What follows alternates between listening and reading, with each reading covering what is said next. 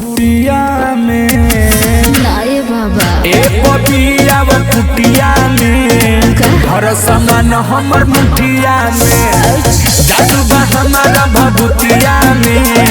घर समान हमर मुठिया में घर नाये बाबा ए बबिया वो कुटिया में म्यूजिक बाय सिमन मोही घर समान हमर मुठिया में सज सवर में करे न कामे तब न सैया बनावत रे मम्मी क्या कमी है अरे वो देख के बताई ना सुन समस्या के हल करम हमी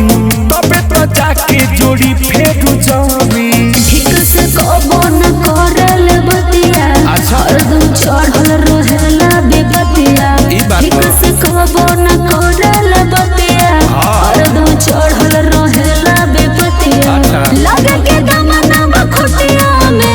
आज गलो मठादो हटिए ना ए बबिया वो का कुटिया में आगे ढुको ना ए बबिया वो कुटिया में भर समान हमर मुठिया में जादू बा हमारा भभूतिया में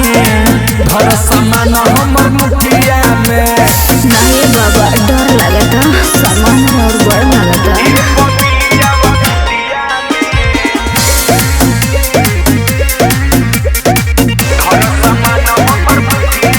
चढ़ जवानी में दुख बट बड़े मरी न मन तो जवान तर पड़े ए बाबा रोवे कुछ करी ना ले जाना बांधती हो देतानी जड़ी अच्छा। होई सुधार प्यार दिन रात करी पूरा हो जाए यदि हमर मनोकामना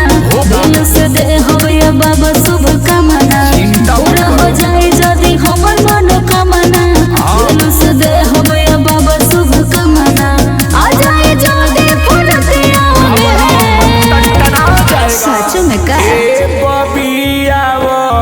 अरे जकड़ो मत हई पकड़ हरऊ मौगे बानी का ए पपिया व कुटिया में भर समान हमर मुठिया में जादू बा हमारा भभूतिया में घर समान हमर मुठिया में अरे ना ये बाबा